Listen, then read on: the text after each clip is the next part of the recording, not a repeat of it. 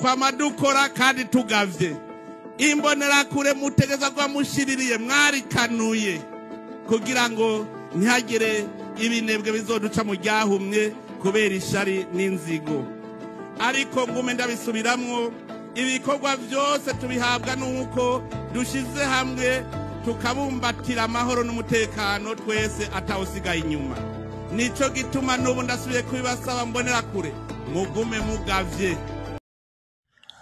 Niteka n'umunezero ntangere byo gusubira kubana namwe mwanywanyi tubana mu makuru n'ibiganiro vya misi yose tubashikiriza kumonesha kuri yanyu mukunda cyane ya Isange TV.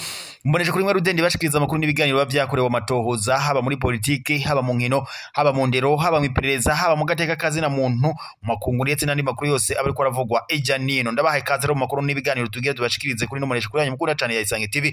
Mbonesha kuri mwe Rudende bashikiriza amakuru n'ibiganiro bavyakorewe amatohoza. Reka mbanza kwibutse ufyonde sabone ndabakadaje mu yewe utaravyo ko kugira uzura wa mbere kubona amakuru n'ibiganiro tugushikiriza kuri n'umuresha kuri yanyu mukunda cyane ya Isange TV. Umuresha kuri mwe Rudende bashikiriza amakuru n'ibiganiro utosanga kuzindi mbonesha kure. Ndaguhaye kaza rero wowe munywanyi wa Isange TV, umuresha kuri mwe Rudende gushikiriza amakuru n'ibiganiro biba bigezweko. Reka rombanza ndaguhe kaze kandi ndaguhe mwiriwe canke mwaramutse bivanye naho muherereye. Iri niteka n'umunezero ntangere byo gusubira kubana namwe mwanywanyi tubana mu makuru n'ibiganiro vya misi yose tubashikiriza kumunesha kuri yanyu mukunda cyane ya Isange TV. Dore rero zimwe mu ngingo nkuru amakuru yacu araza gushimikira ko tunyarukiye ku migenderanire na cane ku mutekano hagati y'igihugu kibanyi c'u Rwanda ndetse n'u Burundi. Kuri ubu ngubu perezida w'u Burundi Evariste Ndayishimiye avuye mu gacerere aciye abarira imbonera kure ngo ko zigomba koga amagabo kandi zigaca zitanguza ibitero ku Rwanda. Ni nyuma y'uko rero hari hashize iminsi perezida w'u Burundi Evariste Ndayishimiye avuga amajambo ateye ubwoba na cane yumvikanisha ko isaha n'isaha ashobora gutera u Rwanda. Ni ibintu perezida w'u Burundi rero yamye avugira mu matamatama aho yamye aravuga ko igihugu cibi cyangwa se umwansi u Burundi bufise atawundi ari igihugu kibanyi c'u Rwanda. Ibi kandi perezida w'u Burundi Evariste Ndayishimiye yabigarutse ko ubwo yari yagendeye abanyagihugu bo mu ntara ya Kirundo aho yababariye ko bagomba kwama barikanuye kandi ngo atagusinzira. Acavuga ko ngo uzobyoroga igihugu c'u Burundi ngo nabo bazomuvyoroga. Mu mvugo rero ziri urwanko hagati y'u Rwanda n'u Burundi, perezida w'u Burundi Evariste Ndayishimiye yama aravuga urarebye neza ubona ko zihangayikishije amakungu. Ni nyuma y'uko kandi leta y'u Burundi ibandanya n'ubundi ishaka gutanguza intambara ku gihugu kibanye c'u Rwanda. Ni mugihe kandi igihugu kibanye c'u Rwanda co atakintu na kimwe kigera gikora kubiriko biravugwa n'umukuru w'igihugu c'u Burundi Evariste Ndayishimiye. Urabye rero na cane urwanko hagati y'igihugu kibanyi c'u Rwanda ndetse n'u Burundi, urebye neza ubona ko rwatanguye mu mwaka wa 2015 ubwo rero muri Republika yacu y'u Burundi hatutumbaga kudeta yari rero yatewe wari perezida w'igihugu ari we Pierre Nkurunziza. Abari bagize urara rumwe yo kudeta baciye bahungira mu bihugu bibanyi bitandukanye ndetse harimo n'u Rwanda. Kuri ubu rero perezida w'u Burundi Evariste Ndayishimiye akaba yagiriza u Rwanda kuko barucumikiye abanzi b'igihugu c'u Burundi. Murabizi neza ko perezida w'u Burundi rero Evariste Ndayishimiye yari yanafashe ingingo yo kugara imipaka ihuza igihugu kibanyi c'u Rwanda ndetse n'u Burundi, na cane akaba yarabikoze mu rwego rwo gucungera umutekano w'igihugu ciwe c'u Burundi. Perezida rero Evariste Ndayishimiye uravye iyi ngendo ndetse n'inyifato afise yo kubandanya abiba urwanko hagati y'ibihugu vyompi, uravye urabona ko atanyishu namba izokwigera iramuhana cane yuko abandanya ashavuza amakungu. Ni ingingo rero abarabira hafi iby'umutekano ngaha mu karere k'ibiyaga binini ndetse n'abanyepolitike ngaha mu karere k'ibiyaga binini bagaruka ko bakabarira bakadonda urutoki perezida w'u Burundi Evariste Ndayishimiye ko yobandanya ahindura iyo nyifato yo kubiba urwanko hagati y'abanyarwanda ndetse n'abarundi. Ni mugihe kandi perezida w'u Burundi Evariste Ndayishimiye afitanye umubano ntangere n'umukuru w'igihugu ca Republika Iharanira Intwaro Rusange ya Kongo twani Felix Tshisekedi Tshilombo, na cane rero yama aramurosa intwaro ndetse n'abasirikare ngo bamufasha guhangana n'umugwi witwaje ibigwanisho M23. Nkuko rero amakuru duhabwa n'amasoko yacu abidushikiriza kuri ubu ngubu rero ivyo ngivyo ntabwo ari byo tugira tubashikirize muri aka kanya, ahubwo ingingo nkuru tubafitiye ndetse amakuru anateye ubwoba kubiko biravugwa ngaha mu karere k'ibiyaga binini nuko umusoda w'Uburundi cyangwa se w'igisirikare cy'u Burundi FDNB yoba arashwe kuri ubu ngubu rero amatohoza yoba arimo arakugwa kugira ngo hamenyekane ico bagiteye ubwo rupfu rw'uwo musirikare w'Umurundi nkuko amakuru duhawe n'amasoko yacu ariko arabandanya abidushikiriza. Ni mugihe kandi n'ubundi abasirikare batari bakeyi ba Republika y'u Burundi babandanya kugwa muri Republika Iharanira Intwaro Rusange ya Kongo. Ni mugihe kandi Perezida w'u Burundi Evariste Ndayishimiye yanse guhindura inyifato yo gufata abasirikare b'u Burundi bakabandanya bajya kugwa muri Republika Iharanira Intwaro Rusange ya Kongo. Nimwe kandi abasoda b'u Burundi bari muri Republika Iharanira Intwaro Rusange ya Kongo FDNB babandanya badondora urutoki Perezida w'u Burundi Evariste Ndayishimiye ko inyifato afite yo kohereza abasoda muri Republika Iharanira Intwaro Rusange ya Kongo atanyungu ndamba igihugu cy'u Burundi kibifisemo.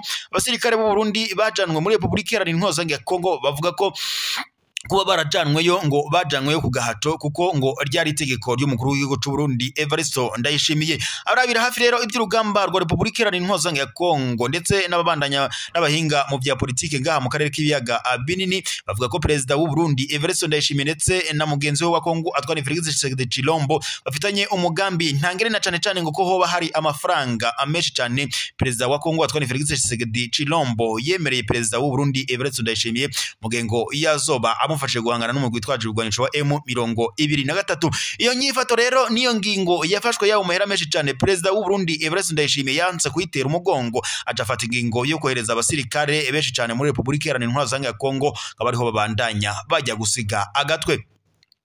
Mu minsi iheze amakuru twahawe n'amasoko yacu kandi muri Republika Iharanira Intwaro Rusange ya Kongo nkuko yabidushikirizaga yavuga ko hoba hari amabatayo abiri y'abasirikare b'u Burundi bari baguye muri Republika Iharanira Intwaro Rusange ya Kongo na cane ko baba bari baguye mu gico c'umugwi witwaje ibigwanisho wa M23. Kuri ubu rero biravuga ko izo batayo ebyiri yari ibatayo y'icenda ndetse n'ibatayo ya 10 mu gisirikare c'u Burundi FDNB ngo zoba azaraburiwe irengero. Gusa amatwa dusumira akavuga ko kuri ubu ngubu abo basirikare boba baramaze kugwa mu gico c'umugwi witwaje ibigwanisho wa M23. Iyo rero ngo Perezida w'u Burundi Evariste Ndayishimiye abajijwe n'amakungu ku kijanye n'abasirikare b'u Burundi babandanya bagwa muri Republika Iharanira Intwaro Rusange ya Kongo ndetse n'ababa bafashwe matekwa aca yamirira kure iyo ngingo akavuga ko ngo nta musirikare w'Umurundi yoba ari muri Republika Iharanira Intwaro Rusange ya Kongo yoba yarafashwe matekwa ngahubwo ngo abo ngo boba ari abasirikare bo mu migwi yitwaje ibigwanisho ngo cankwe se abasirikare bo mu makungu nkuko nubundi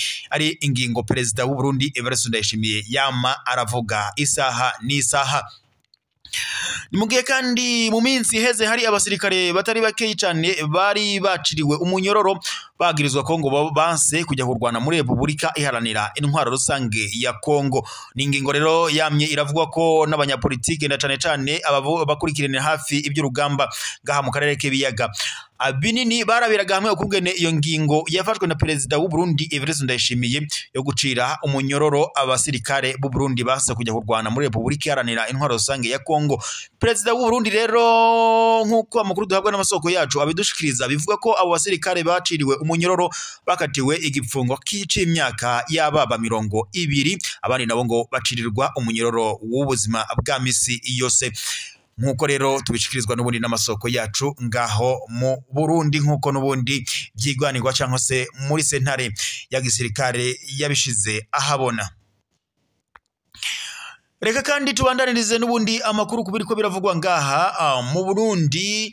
Mugihe rero hari haheze iminsi mikeyi cyane umunsi mukuru cyangwa se umunsi mpuzamakungu hari wabakenyezi wizihirijwe ngaha mu Burundi ndetse umukuru w'igihugu cy'u Burundi ndetse n'umutambukanyi wiwe bakaba bari bateye iteka ico kirori nyene cari cabaye ngaha mu Burundi. Kuri ubu rero haciye harangurwa imigambi itandukanye yo gufadikanya cyangwa se yo gufasha abakenyezi b'u Burundi kwiteza imbere. Kuri ubu rero biravuga ko hoba hari imigambi ibiri. Ya mbere y'abakenyezi muri ntarango zigize intara shasha ya Gitega igiye gushigirwa n'ikigo Peyaje ngo yamenyekanye kuri uyu wa 21 ntwarane 2025.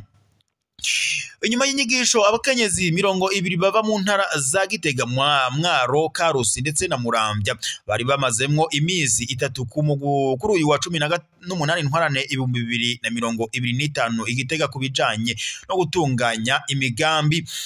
Habaye rero ihiganwa ry'iyo migambi kugira ngo hacagurwemo imigambi 2 kuri buri ntara ngizoroswa ingurane n'ikigo Piyaje atanyungu isabwe. Intara ya Gitega rero umugambi wabaye uwa mbere ku manota 78 kwijana n'ujanye no gusudira washikirijwe kandi n'umukenyezi Floride Ndayishimiye.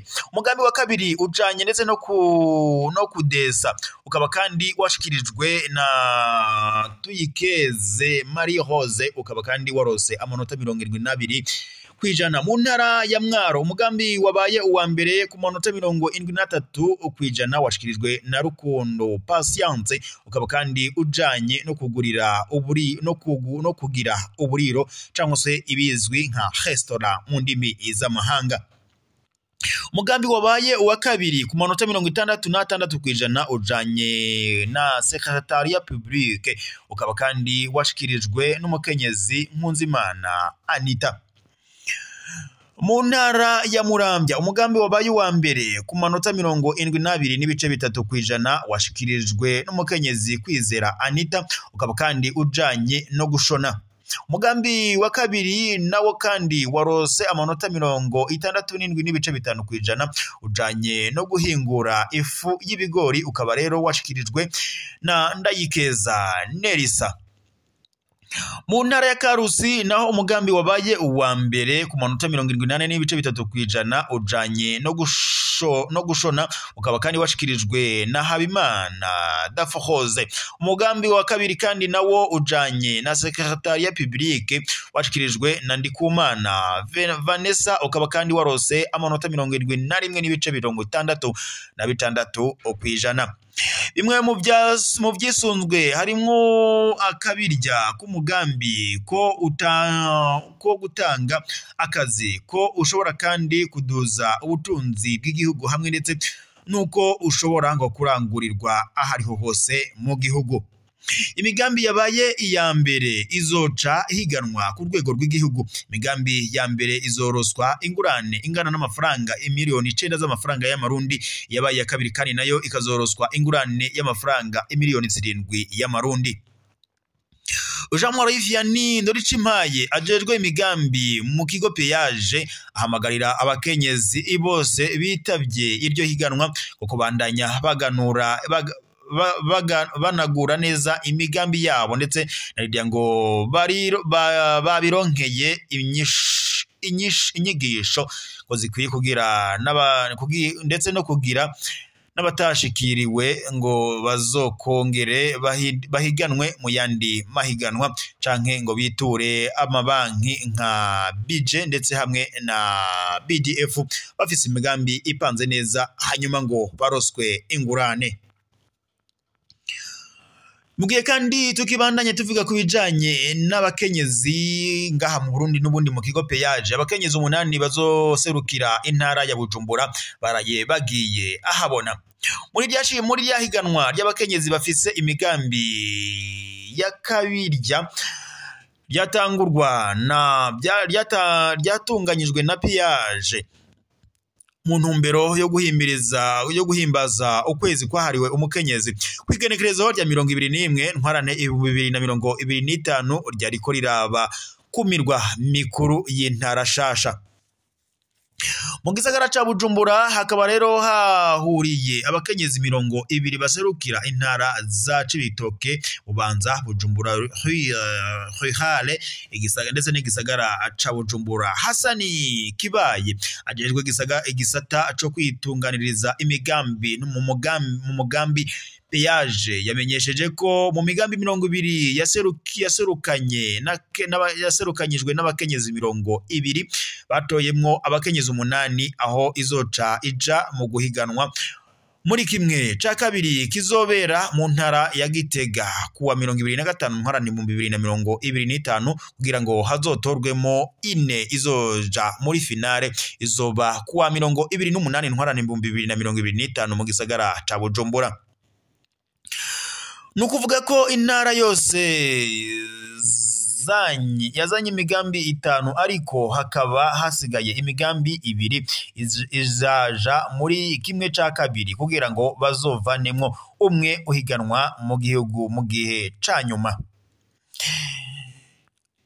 Twobamenyesha ko imbere yo gutangura ihiganwa ikigo Peyaje cari catanguye kuguriza gutunganira gukarihiza ubumenyi abakenyezi bafise imigambi yashoboye gutorwa muri myinshi yari yatanzwe. Tubandanirije kandi mu yandi makuru turabiye mu ntara ya Muramvya ahariko haribonekeza ubunyonyezi ndetse n'ubusuma. Kuri ubu rero mu ntara ya Muramvya biravuga ko ho bari umukenyezi yagize ngo arinjira mu nzu agarutse asanga inkono y'imboga ngo yari kuziko bayivye kera. Ivyo ni ivyaraye bibaye mu ntara ya Muramvya komine Muramvya muri karitiye Kigwati aho muri iri joro ryo kuwa 21 ntwarane 2025 mwene gihugu asanzwe aba muri ako gace ngo yaratetse inkono y'imboga hanze ariko ngo igihe yinjira mu nzu gatoyi ngo agarutse asanga inkono yaratetse ko bayitwaye nk'ejo.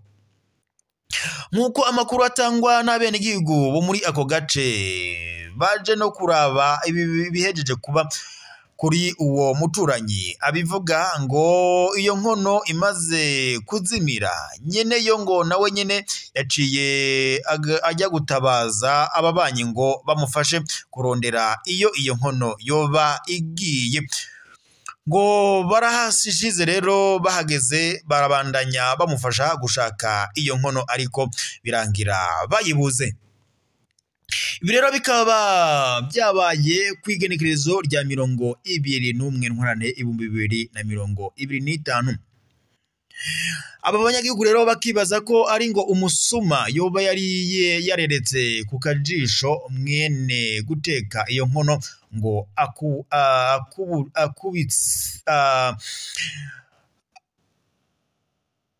bikavuga ko rero ngo yarabinze ko nyene iyo nkono yaratetse akubite akagohe asanga arayiteruye.